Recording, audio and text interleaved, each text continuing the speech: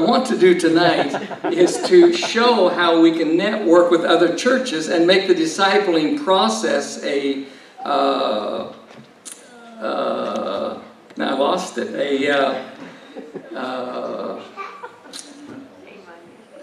you can start over. taking on a process, taking on projects and reaching a city for Christ, reaching a community is too much for a small church, and you can have projects that are too much. If you're very limited in staff, you're very limited in finances, you need to work with the churches around you, especially if you want to see hundreds of people come to Christ, if you want to see a community reach for Christ, if you want to see many people discipled, and yet you have a very small body with very limited resources. It doesn't limit you at all in reaching a community or seeing a great work of many people coming to Christ and being discipled. So I want to show a video here. It's 21 minutes. And I apologize right up front from when I ran out the door, sort of. I grabbed the wrong video. But this will work anyway, to some extent. This family we have worked with about 20 years. The piece of the video that you're going to see is up to about 2 years ago, and it should be edited down, so have a attitude of latitude, and then I'll fill in the last couple of years. But over a period of about 4 or 5 years, we were able to lead this Catholic family to Christ. They were totally unbelievers. They came to our house asking if we could help them get some food. And so we helped them get some food, but over the next 4 or 5 years, we baptized 5 of their family members. There's 6 in the family, and we baptized 5, led them to Christ, and began discipling them. We've worked with them to this very day. This is about 20 years. We're still working with them today. We meet with them about weekly, and but it's been a long-term process. So just watch this, and then we'll talk about it. Put that way again.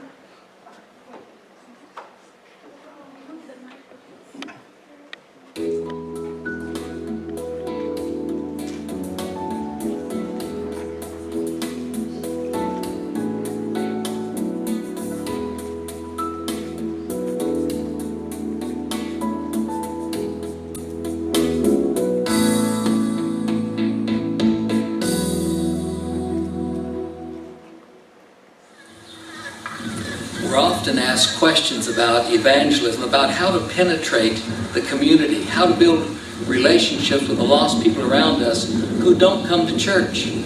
How can we lead them to Christ? Let me first say the principles of evangelism are the same worldwide. We should approach evangelism in our neighborhoods the same way we would in China, Africa, or India, or for that fact, any place in the world. We must build key relationships by looking at those in our mission field and at their felt needs. Jesus met the felt needs of those people around him. Depending on where you live, that need could be housing, like today for those in Haiti, clean water in Uganda, Africa, a medical clinic, gardens in South Africa, food, and the possibilities are just endless. What the church needs to do is to demonstrate the gospel, to show the love of Jesus to unbelievers so they will listen to what we say. True evangelism, the love of Jesus, is unconditional, self-sacrificing, but it's messy, it's costly, and you must get your hands dirty. We have made this video testimony to answer most of the questions that we are often asked about evangelism. We've been working with this family now for about 5 years. This family initially came to the church because they heard that they could get free food. That's why they came. Through my neighbor, she said they have free food over there on a table. This is the one who told me. She said, Lupita, let's go. They're giving free food on the parking. I came there to ask for help because she didn't know what to do because I was very sick. And then he was telling you, I need work, and I need money to support the family. And then you pay her $30. Thank you. Thank you that God put you on my path. También me consigo un trabajo.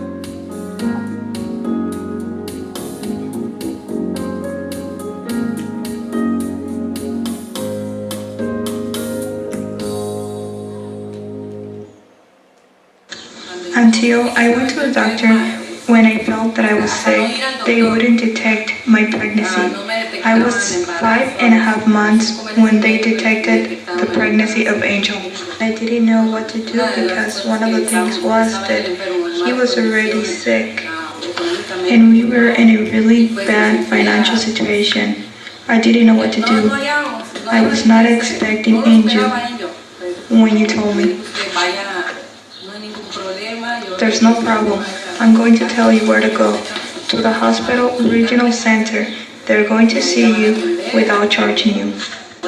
I went and the doctor told me, the baby is not coming normal or complete. It's a high-risk pregnancy. You have time to decide if you want to keep it or have an abortion. And I took a chance and said I have a lot of faith in God that He's going to send me a healthy baby. And here's Angel.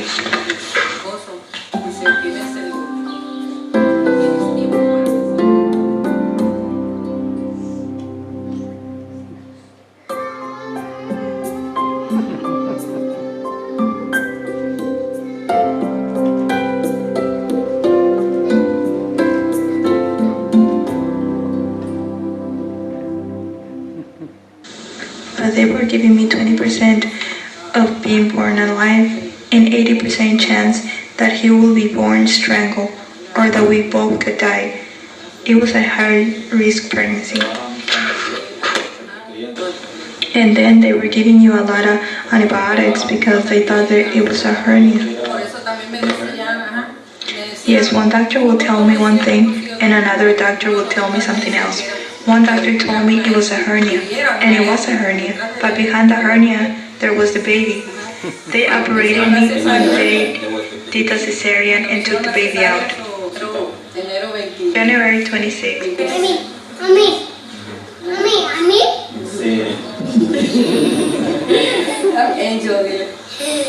Let's try to keep our family together, and however, we're gonna suffer or whatever, but we're gonna stay together. And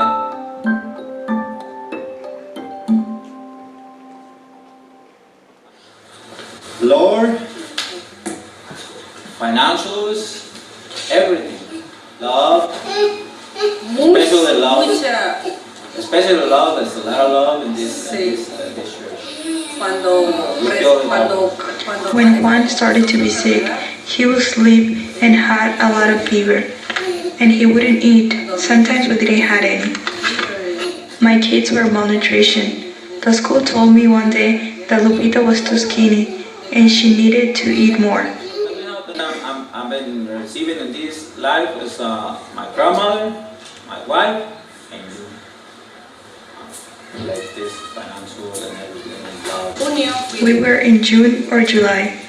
I never got my period in June, so I let it pass because I thought it was a menopause. And my stomach started to grow. So I went to the doctor, and the doctor said, let's run some tests. And I took a pregnancy test, and it came out negative. And the next month, they did some more tests, and it came out some % positive. But I had a problem. They said I had a tumor on the entrance of the uterus and a cyst on the right ovary. They said they were going to treat me for 2 weeks and to come back in 2 more weeks. And if the tumor was growing, they were going to have to schedule me an operation. But they didn't say that it was a baby. The following weeks that I went, it came out that I was pregnant. I had 3 months. I was around 3 months. And they say that there was no sound, that the uterus was occupied and the sonogram showed a little lump, but there was no sound. There was no tum-tum. And they said, it's strange, maybe it's a tumor. When they told me they sent me to Ontario, I was going to go to a clinic especially to do an official sonogram because the doctors over here,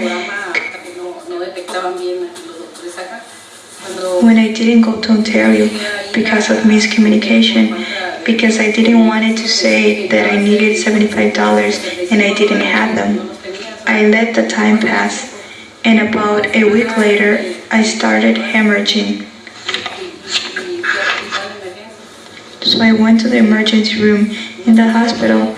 They treated me, and then they told me I had to see my regular doctor or my gynecologist. We're going to transfer you to the clinic so they can run new tests, they said. When I went to the clinic, the doctor checked me and sent the test. And 2 weeks passed. When I came back for the results, the doctor tells me, I can't believe it, there's nothing wrong with you. You don't have any tumors or cysts. Give thanks to God, the doctor said. I know that God did the work. I had a lot of faith. My stomach grew when I started to hemorrhage. My stomach went flat when everything came out. But when you find out of everything, you told him and they started to pray. Yes, and a lot of prayers. And I'm very grateful that you were all keeping an eye on all of us, and me more than all. And also, you're not going to believe me, but since 2 years ago, I've been feeling that we're getting better day by day of health and everything else. I thank God that Juan is back on his feet and working thanks to you and God. Over here, since 2 years ago, I feel that day by day, God sends us something day by day, something nice, pretty, and well, me and my family are very united, and I feel blessed. I talk to my friends and neighbors that don't believe me to come and listen and get close to God. For them to see for themselves that is true, is real, if you accept Him. I had a dream that I don't know the meaning of it. After, He can explain it to you in English what I'm going to say. Maybe you. I was very sick. I had a lot of temperature that day, and I had come here on Friday to the service. When I went to lie down on the sofa, and I fell to sleep, but I had a lot of temperature, and all of a sudden I was dreaming. I was dreaming that Christ was in my living room, crucified towards the kids' bedroom, and I got up. He had a lot of ants all over his body, and I started to remove them with a rag. Then he calls Messiah. He was asking me for water, so I went to wash the handkerchief that he had hanging here. So I grabbed the handkerchief and I washed it, and I soaked it with water, and I gave it to him. I reached out and touched it. Some people tell me that through that dream, God is letting me know that He's with us in our home. I feel really beautiful being here in this church. When I come, I don't want to go. Right? I always tell you that. Every time I come, I feel really good. I feel there's something here, and there is. It's the house of God.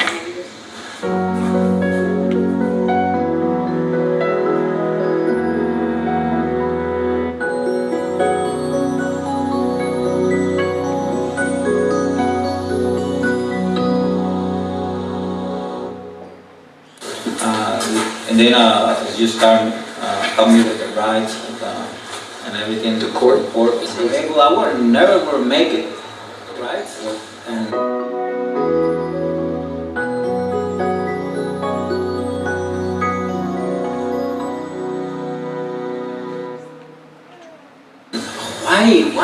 why this and that, so especially because the rights, I don't know why, but you know what, I feel so good and so clean from my heart whenever they come and pick me up and go take me to court, wherever. I said because somehow. When like 2 years ago, we used to, we didn't have nothing to make. My mom used to make tortillas, handmade, and we used to have beans and we just ate that in the morning. We didn't have no milk, we just ate that all day. All day. Like, you guys used to give us flour to mix, and we just ate it with butter, and that's all. Like, since we started cooking, then I would have gone. There was no food like that, and I see my kids, and then my wife used to take me something to eat, and I say, no, give it to them, and I used to eat just a piece of tortilla, whatever, just to let everything like that, so I was getting worse, and I was required, like I wanted to get everything natural, so I got more, I had to need more vegetable, more things with iron like that, and there was no way, I used to get a $20, but $50, whatever, I used to give it to her, and then she started buying a little bit of it. And they cut off the electricity. 8 months without electricity. Gracias a usted que nos puso esta vez aquí estoy haciendo community service for I'm here doing 429 hours because I had 2 tickets. That's the reason. I didn't have $3,300, something like that, to pay. Thanks to the pastor. He is the one who gave us his hand. And I'm doing community service because he helped me pay for me to start the hours until now. I'm almost done. I still have 123 hours to go in traffic and not have the registration in order, no license plate, no tags, no driver's license, and for having Angel in the car seat on the front. We try to do good for our families, but we end up making things worse than what they are. We have to go always by the law.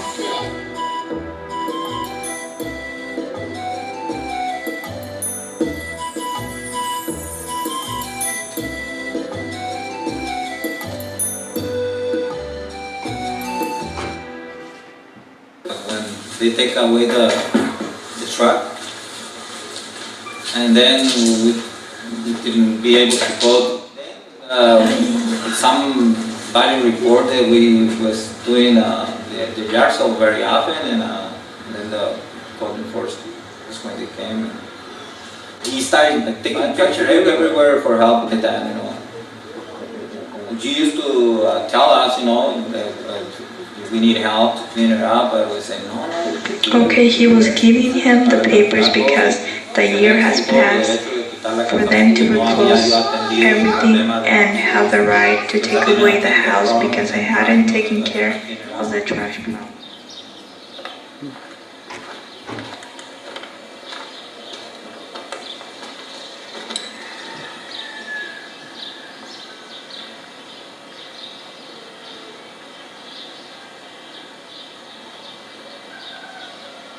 One pastor, after looking at the ministry, asked if all the work was worth it.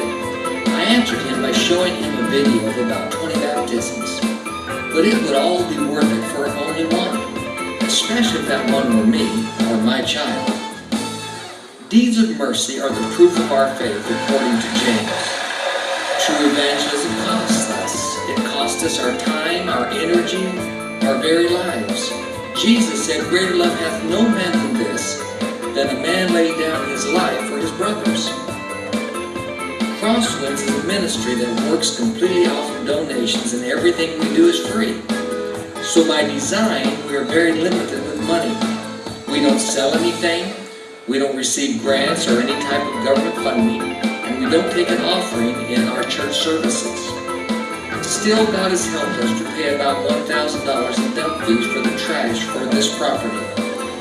We have taken Juan, the father, to DUI classes in Hemet for 8 months at a cost of $25 per class each week. That's 30 miles one way, so the cost is 3.5 hours for a person, $10 for gasoline, which is 112 hours, and $1,120 over the 8-month period. We paid $618 to have their electricity turned back on, $280 in court fees, $200 in plants, $400 for chickens, $300 for birds to help them start their own business and be self-sufficient.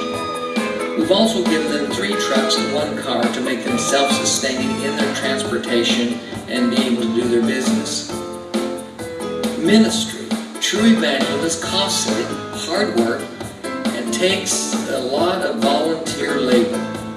This is really a spiritual family serving another one of our families with all the vehicles, the clothes, the food, the money being donated. We're working with several different families on their properties here in Mean Valley at this time.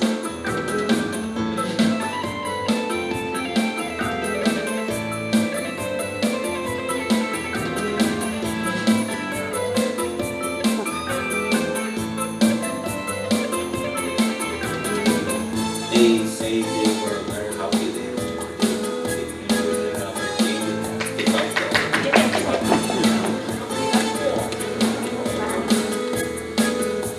So it all got cleaned up? Yes. Everything got carried away? Yes. It's better. Yes, we hope. Much better.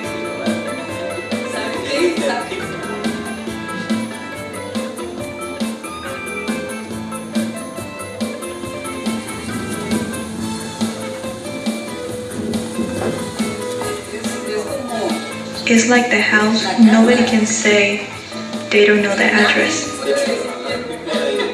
They just pass by, and they're looking for us. And people that used to go there, they don't even mention. Yeah, we're famous because they started looking for us, and they were used to be in the house. And what happened? They thought the people moved, and there's somebody else living there.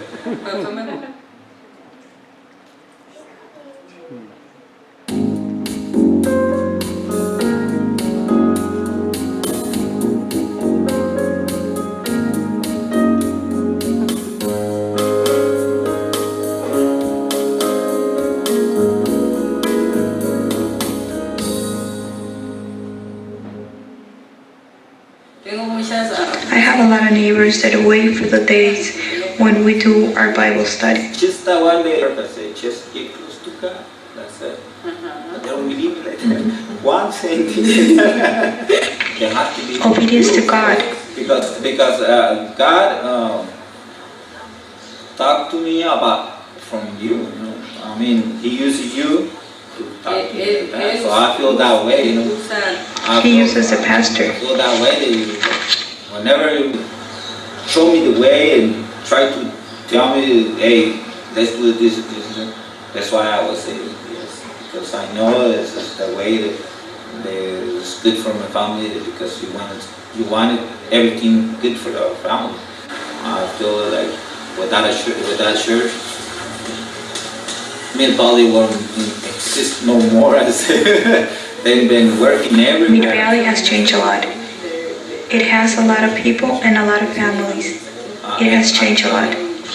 Whenever I go and I tell Mike and everybody, I say, what, Pastor Harold has to be there because everybody needs Pastor Harold.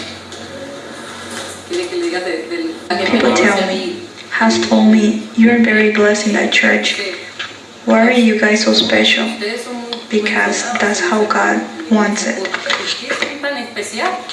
We are all special, but not everyone can. There's a lot of us who are guests, but only some get picked. That's what the Bible says. Believe it or not, but they helped me a lot, starting getting animals like that. Yes, in my mind is birds. About the birds, I like the way you said, about the business. Oh yeah, we got babies. We got new babies, the birds. The house was a desert. I was a landscaper for so almost all my life in here. and that was the worst house. And then, so when I see clean in the front, seeing the house alive, getting plants here and there, here and there. I started liking it also. I started to feel it. And my ideas about the pile of the dirt and all that, I had it since I moved there, you know.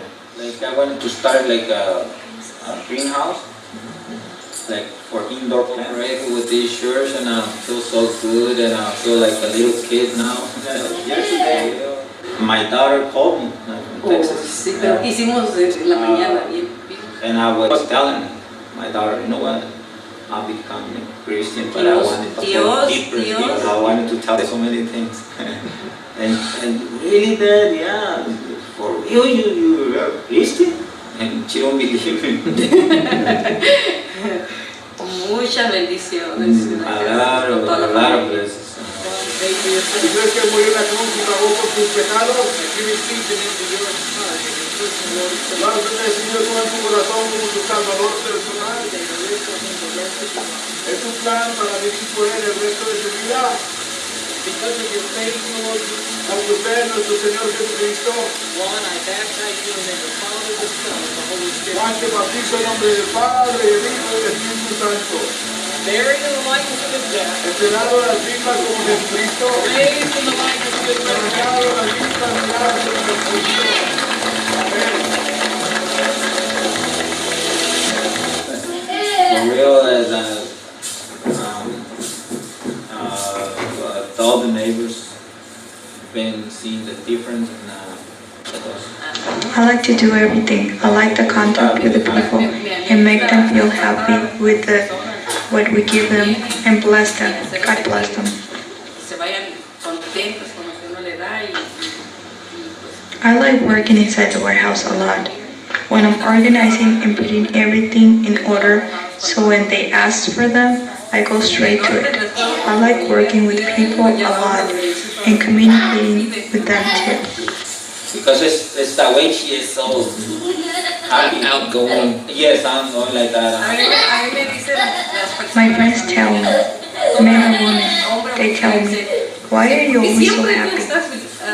You always show yourself happy even if you're having problems. How is that possible? Where do you get the strength from? From up there. God sends it to me. What? She understand? She is so happy, very nice, and she feel like she been spoiled in this church. She always tell me that. I don't know, I feel like I'm going over there, like going to my family like that, they spoiled me, she said. Ya somos una vida perfecta y sin pecado. ¿Tú crees que Él murió en la cruz y pagó por tus pecados? ¿Tú crees que Él está vivo hoy? ¿Tú sabes que Él vino y está viviendo dentro de ti? Y está viviendo dentro de ti.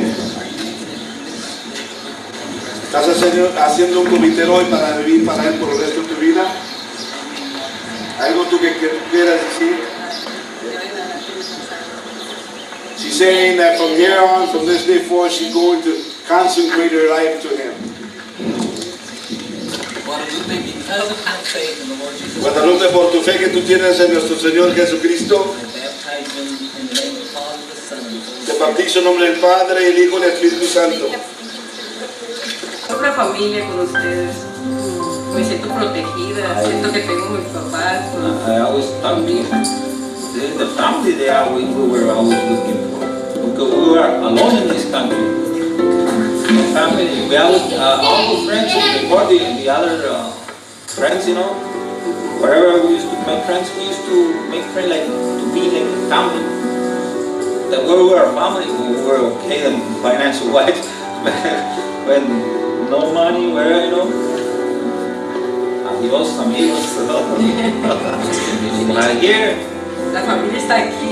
Here. It's so nice because they get you from down, put you up like that.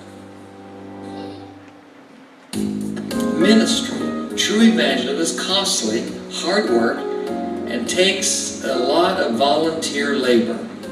This is really a spiritual family serving another one of our families with all the vehicles, the clothes, the food, the money being donated. We're working with several different families on their properties here in Mead Valley at this time. May God bless you as you go after the lost people.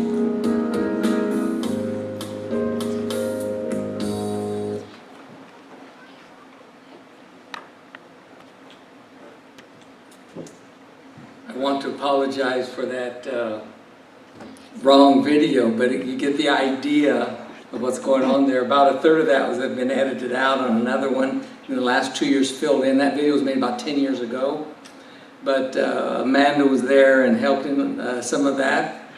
But we want to see evangelism and discipleship as a long-term community issue where we get involved in the lives of the people. And it can be very difficult, it can be very costly. There's a lot more involved than what you saw here, but when we got into the physical aspects of it, we asked 3 other churches to come in and work with us and help us, because when I first went to that home, code enforcement was there serving the papers to take their property. So they, if the property's being seized, it was a paid-for property that they owned. But the county has a right to take it away if you don't fix certain things and take care of certain code violations. And he'd been in bed for almost a year, couldn't do anything. And so they were actually taking the property from them when we came in. And I talked to the code enforcement officers. I said, is there any way? I said, I'm a pastor down here a ways, a mile or so away. Could we come in, take care of all those violations, and let them keep the property? And they said no. And so we did considerable talking, and so we got to a place where they said, okay, we'll give you 30 days and take care of all the violations. And it took us actually about 90. But we brought in other churches and hauled out tons, literally tons and tons and tons of trash. Did much repair, a lot of work. So this is one example. We have a video just showing different homes that we did. But to be part of the social network, the social fabric of a community, and where neighbors, people begin to see the gospel in practice, be able to see it demonstrated, starts making an impact on unbelievers. The video I was supposed to bring, and there'll be a piece of this on one tomorrow, that shows this house that we painted blue. A year ago it burned down. And so there's no house there at all now. They're living in a motorhome. But we bought a trailer, a 32-foot trailer for $1,500. And everything was salvageable out of the house. I'll show you a picture of that house tomorrow, because I've got pictures on another video, right? And so everything they could salvage, they put into that trailer. So we got that for them, and this is maybe 8 months ago now. She makes money by sewing, seamstress, making clothes, alterations, things like that. Her sewing machine was burned up in the fire. So we got a sewing machine, used sewing machine for $80, gave them a sewing machine. Got her back in business doing that. We take them food boxes still. And just all kinds of ways we serve and work with them. And that's a 20-year relationship at this point, still going on today. 6 months ago, we took them out to eat with all their family at a very nice restaurant. And you know, to people who are poor, or people who are struggling, it really speaks to them to honor them. And I want to make this comment. I'll make this comment, I think it's on one tomorrow. Everything that we do, like a lot of times you made reference to me or to me and Vicki, everything we do, you don't see me do anything. So I've talked to Pastor John about this a lot, because Pastor John's always tempted to do things. I don't do anything. You don't see me painting anything, you don't see me fixing anything, you don't see me carrying anything. All the money's donated by other people, all the work is donated by other churches or people in the church. So Vicki and I don't actually do anything. So I want to make that clear so you don't think that we're wonderful people. So we don't actually serve a useful purpose whatsoever in doing that. So this is an ongoing process. She mentions here that she got multiple tickets. She was illegal in the United States. She got caught with a vehicle with no tags, no license, no registration, baby's not in a car seat, all kinds of violations. They give her this $3,200, $3,300 ticket. They have no money at all, so we went to bat for them there and got that converted to 400 and some community service hours. Then we had her assigned to the church to do those community service hours, so then we had an employee, a free employee. And so we bought a tortilla machine, makes about 800 tortillas an hour, and she would run that machine and crank out thousands and thousands of tortillas, given out free to everyone in the community. And she would run that machine. She worked as a receptionist and all kinds of work where this family became a tremendous blessing to the church, and God used them with us there in many ways. So that's an ongoing process. All that medical stuff's not supposed to be there, and so so that's the way the video is. But I want you to see, when we're talking discipleship, we're not talking about meeting with somebody once a week and doing a 30-minute fill-in-the-blank little booklet thing that you do every week or two and try to get the person to memorize a certain scripture. It has to be life on life, living out the gospel, giving your life, self-sacrifice, hard work. So for a church body or as individuals, it's a life that we take on to live so that we can reach people for Christ. We gave these people about, I think, 4 vehicles, a couple of trucks because they had no transportation. And then we would load those trucks up, load a truck up each week with food, and they'd go up and down the street all to their neighbors, and they'd meet all their neighbors and give them tomatoes and potatoes and different kinds of food, and they'd go up and down the street. So pretty soon all the neighbors get to know that they will help them and give them food, and so you start building a relationship with all the neighbors, and it starts speaking to unbelievers so you can start building a network of relationships with unbelievers. I've got to make a hard decision here. It's 7:30. Pastor Tim, do you have one there that says the Smith family? I'm going to show you a 3-minute one. Can we withstand a 3-minute video? And just show you this kind of on a different level. And this one's in English. And that's the thing I want to mention too. We work mostly with Hispanics. I don't speak Spanish. And most of the people we work with, like 80%, 85% of all the people we work with are Spanish-speaking people. So discipleship doesn't depend on the fact that you can talk to the person in your own language. You work with people who can. You take someone with you. You involve other people. So you'll see people there by the baptism tank translating. And so it transcends, if you've been a missionary, like Ruthie or Amanda or some of you, you know it doesn't have anything to do with the language. You communicate by your life, by loving people. But people know if they're loved or not. So, brother, we got it? This is a different scenario. Our house at Christmas time, and we chained our dogs to the car in front of our beautiful $150,000 home and lived there with no food. And With our 2 daughters for 4 months. 4 months, going to the bathroom in a paint bucket.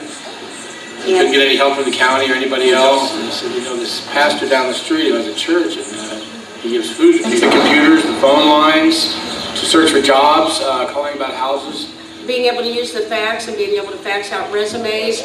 We actually got to live here when we were out of the place to live. Created a sense of peace for us as well as our children. We've noticed it in our children that when they're out there outside the gates, they tend to become violent like other kids, a survival attitude, a gang mentality, but when they come here, they work close together with each other, they have more love for each other. As a family, we all pull closer together. This is like a sanctuary in here to us. And we had money, I would say, at the time. We have two daughters. They're now 12 and 6, going on 7. But we were so far apart as a family, having all those things, that we didn't even really know each other. And coming to Crosswinds and being taught the Word, our family has come so much closer together. We read the Bible together now. Our daughters can recite verses. David and I were on the verge of divorce. We had separated. We didn't see any hope for our family whatsoever. And now we have a lot of hope, and we have God in our lives, and we are learning more and more about the Word and how to live. We made a video about 4 years ago. We were close to losing our children. We had lost our home. We were homeless and living in our car at the time when we first came to Crosswinds.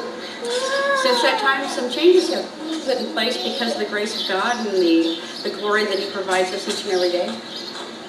And God's worked really well in our life. He's done a lot for us. Things have really changed and turned around. It's been a long 4 years, almost 5. We've got everything back that we've ever lost, as God said He would do.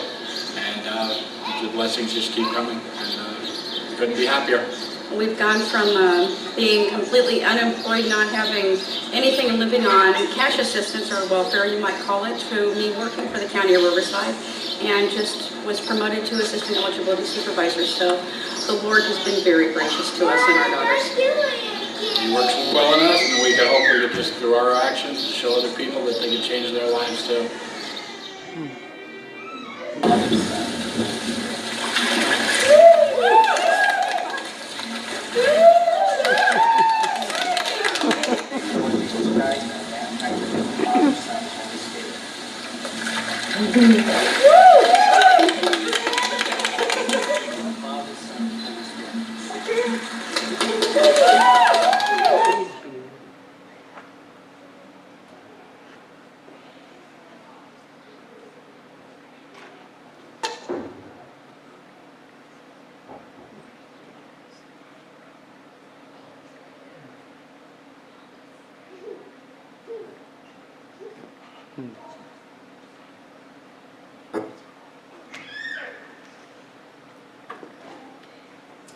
How do you get a guy down the street that's living a couple blocks away, who's sitting there at 10 o'clock on Sunday morning drinking a beer, watching football?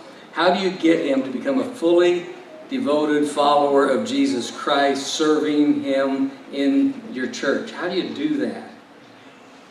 This lady now oversees 4,100 Medi-Cal Social Security offices for the county of Riverside. They own their own home, and so materially, and they're just, God has completely turned them around. We gave them a couple of cars. We moved them in to live with us, and to see them grow and to see them move along, it's a tremendous, tremendous blessing. But we're talking long-term, much work. One of the ladies this morning was asking me about how do you take in people off the street, or people, if you have children, how do you take people in to live with you? Well, Vicki and I have lived together, married, I'll say that because today in California it doesn't matter. 54 years we've been married, and about maybe 49 or 50 of those years we have lived alone. And all the rest of the time we've had a house full of people. And so we've always taken in people and filled our house up with people, struggling people. So I was mentioning, I think it was the Blossom this morning, not sure I was talking to about this, but in 1991,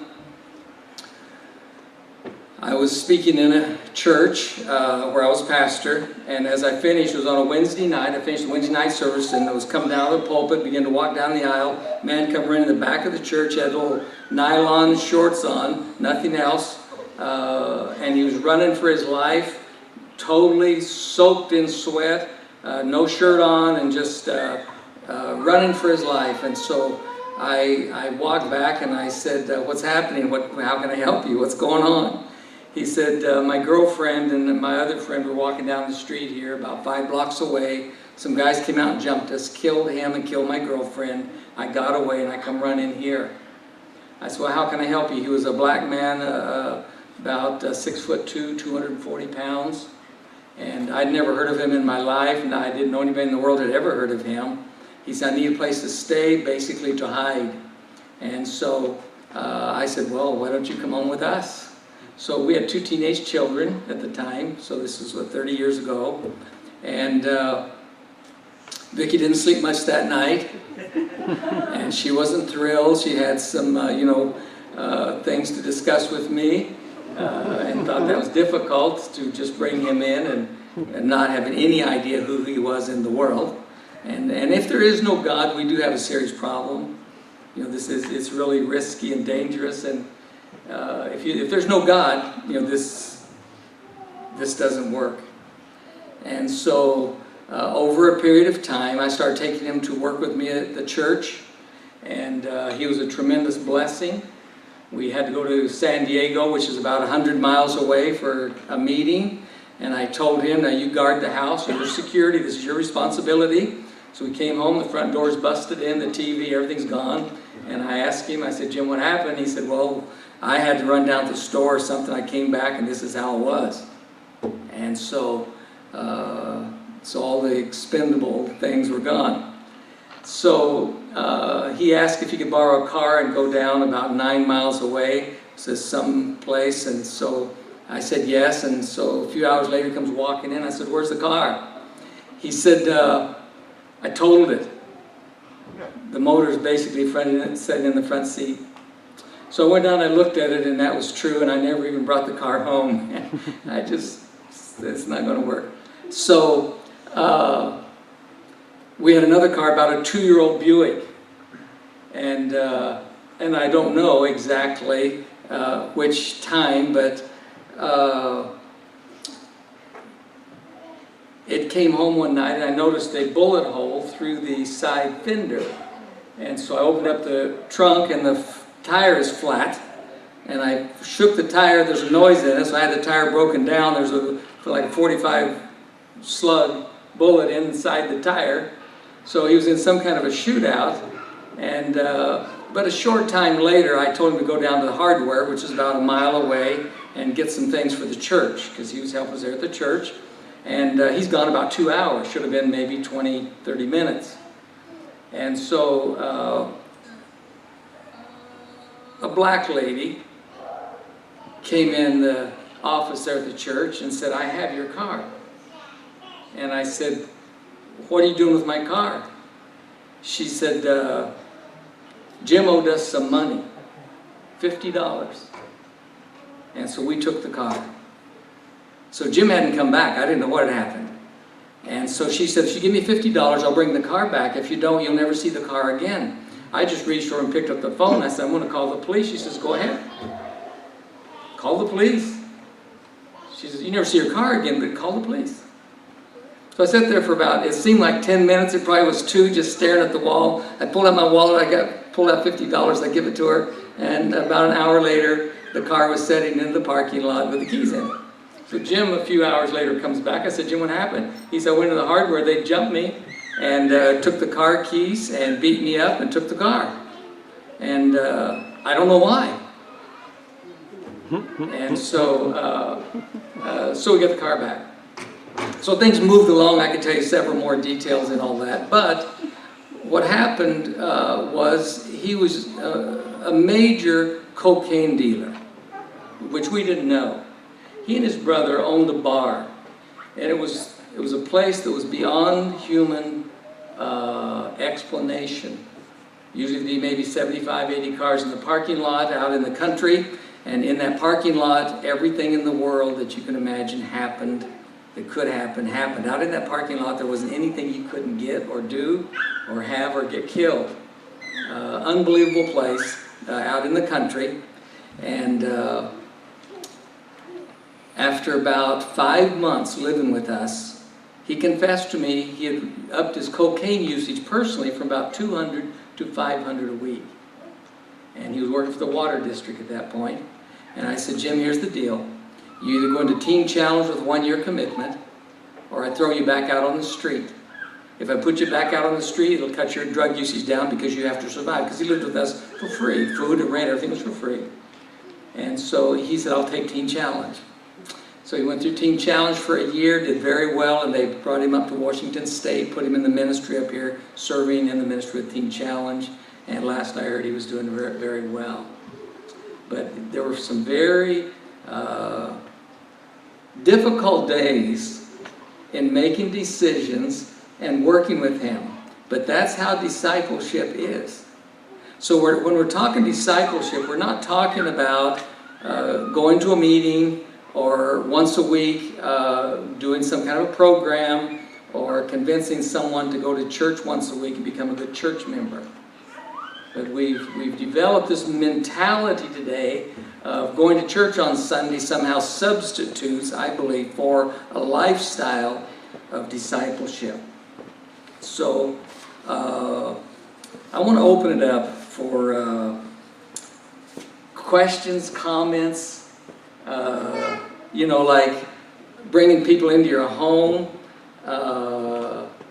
whether or not to give people money that want help financially. I'll tell you this, when I'm meeting with pastors and talking to them, I said the most difficult issue you'll ever be faced with in your ministry is whether or not to give someone $5. If someone comes in and said, I'm thinking about committing adultery or aborting my baby or killing somebody. I had a man come in one day, said, I've been offered $30,000 to kill someone. He came in the church, and it was a guy that I knew well, Jim, another guy that I said, well, I think that's a bad idea. And I think you'd be better off if you went down this road and didn't do that. And so, because he's really considering killing this guy for $30,000. And so most things like that, they're easy to counsel. But someone comes up and says, I have a baby down here in the parking lot that hasn't had anything to eat for 2 days. Would you give me $20 for formula? Do you give them the $20? How do you know if something's valid? Are they going to use it for drugs and alcohol? And the answer is usually 9 out of 10 times.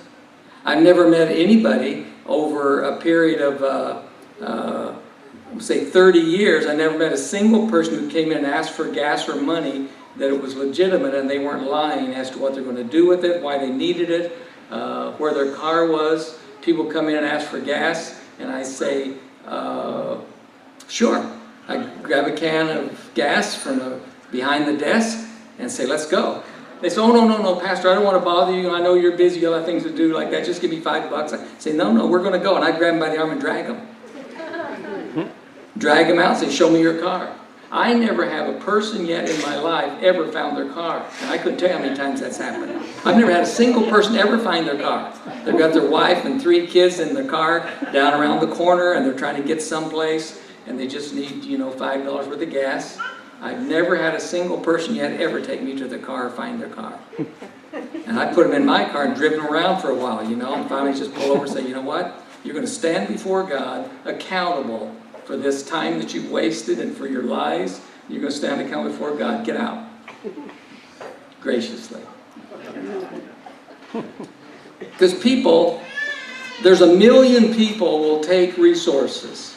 Unlimited amounts of people will take food. If you give food and it's not connected to discipleship, you're hurting the person. You give money, resources to people, and that's not connected to anything that will cause responsibility or a solution to the problem, you're hurting that person. So charity is not a solution at all. Giving food to people is not a solution at all.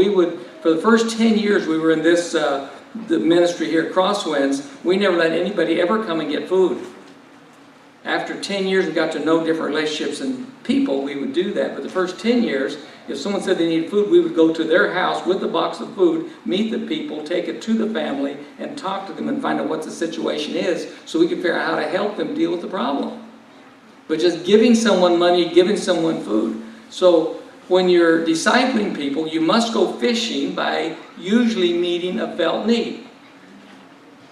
And then connect that to the gospel, so they will listen to you because they realize that you care about them, connect that to personal responsibility of that person to deal with the issue that caused them to be in the situation they're in where they have the need.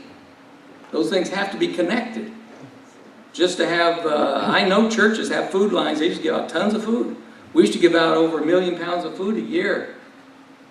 Now, we lived in a little 2-bedroom house, and we operated out of that 2-bedroom house. We didn't have a church like this, a facility. So, John and Marilyn came down, and John spoke for us, and they had church outside with us in the yard. So we were in this ministry here 17 years. I'm going to show you a little video on that tomorrow. Just an overall kind of picture of what went on there. Questions, comments, what do you think? Exciting, huh, Amanda? It's fun to see some of this stuff.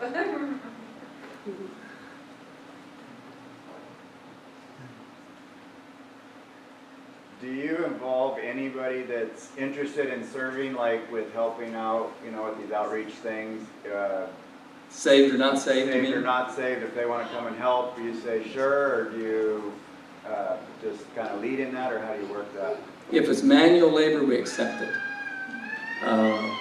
Like when we're working on a house like this, people to paint, to haul trash, to come and physically work, we always have community service workers that are assigned to us by the county. And they're not saved. So we always have people working with us and around us, and that's one of the greatest fishing ponds you can have, is have people constantly assigned to you by the county to work out their community service. So if it's just physical labor, we accept anybody. If they're going to have input, they've got to be saved. If they're going to have input as far as any type of counseling, teaching, anything like that. One other question, I guess. When you present the gospel, you know, do service or whatever, and then look for opportunities, how aggressive are you in opening that door, pushing it, or, you know, I guess that's one of the struggles I have as far as, you know, a lot of relationships with neighbors in different capacities and whatever, and we've had some good conversations, but I'm just wondering how much do you push, you know, the gospel and their need of it, or do you just wait till they ask, or the combination of Combination of both, but basically non-pushy. What you'll find is push back. So when people are receptive, they want. Vicki was texting back and forth with a lady today who's not saved, a neighbor, and her fiance's in the hospital, and she texts us and says, would you call my fiance, because we can't get into the hospital now, and pray with him. And we went down to the hospital. He's on the ground floor, opened up the window, and we got both on cell phones. He's inside the window, we're on cell phone, we're talking to him. But you can't save anybody, so it's like fixing your husband. It doesn't work. You just, you can't do it. The command is love your neighbor as yourself. That's the command. And if we will do that, it'll open the doors to where they want to get in on what we're doing, or they want to know what we have, or they want to know how we can have joy, or they want to know, or it opens the doors to become receptive times in their life. So the harder you push, usually say, do you realize that you are going to hell? Most people won't accept that approach. So we use tracts, a lot of tools. Tomorrow I'm going to bring a stack of things we use to help people, to share with people. Different videos. We give hundreds of videos to people. We're unsolicited. You know, we just give out videos or give out tracts. You know, give out information. So we give out information like that, but we don't go up on the street and confront people. We allow the Lord to open a door through, so the person's receptive to hearing it. I guess I have the same question because we have the same neighbors. Go figure.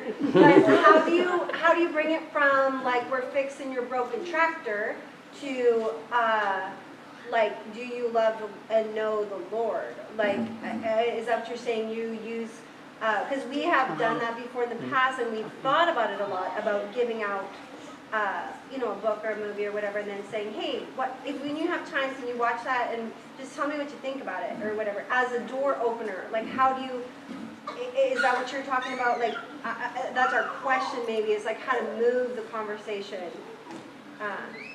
We take, I'll cover this tomorrow, but we take, we'll make up like a basket this big, and put in cookies and candy bars and a bottle of sparkling cider, different things like that. But in there, like a Gospel of John, a Jesus video, information regarding the ministry, if it's church, the services and all the information. And we'll just pack that, and we'll go over and give it to someone as a welcome basket if they move in, or just meeting them the first time, or for Easter. Like last Easter, we have 50 Easter baskets.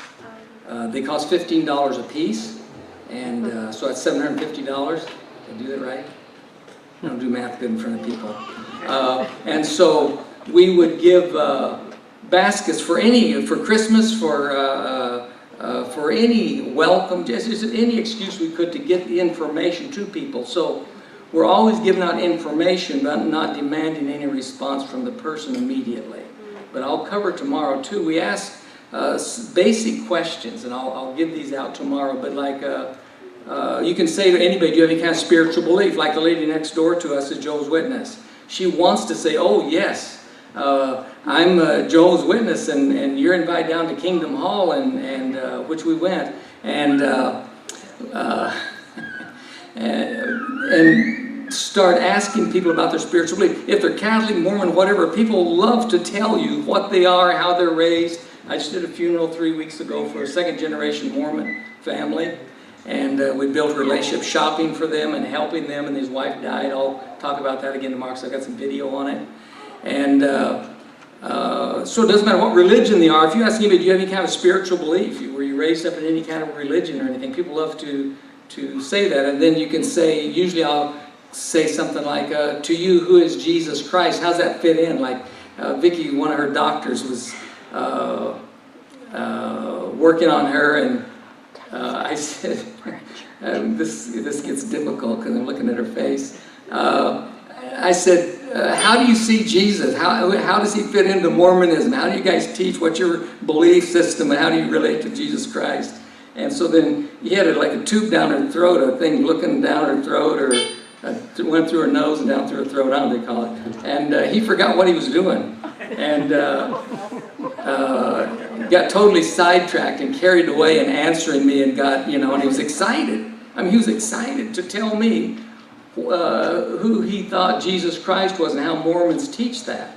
And so then I say, well, if you died right now, what would happen? Like if they say, well, I'd go to heaven, or they say Joe's Witness, they all said different ways, different things. I said, well, if what you're believing wasn't true, do you want to know it? Like you can see, you can figure out pretty soon if the Holy Spirit has that person to a place to where they're ripe fruit.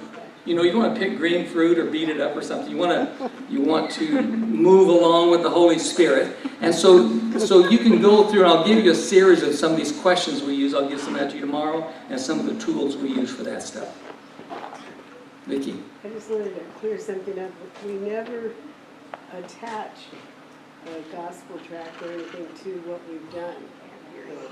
We give it to them before we meet them, or as we're meeting them, or something. But it's never like, we're doing this for you and you need to reciprocate by reading this. And then one other thing, I think I heard you say we've lived 50 years alone. Yes, he did it backwards. No, backwards. You 50 said it years in group with people living with us in our home. So we've lived about 5 years of our 54 years of marriage. We've lived alone. Right now we're living alone. And we asked a guy the other... Ruthie. What's that? Except with Ruthie. Except with Ruthie. Yeah. This week. So normally we have multiple peoples living with us in our house.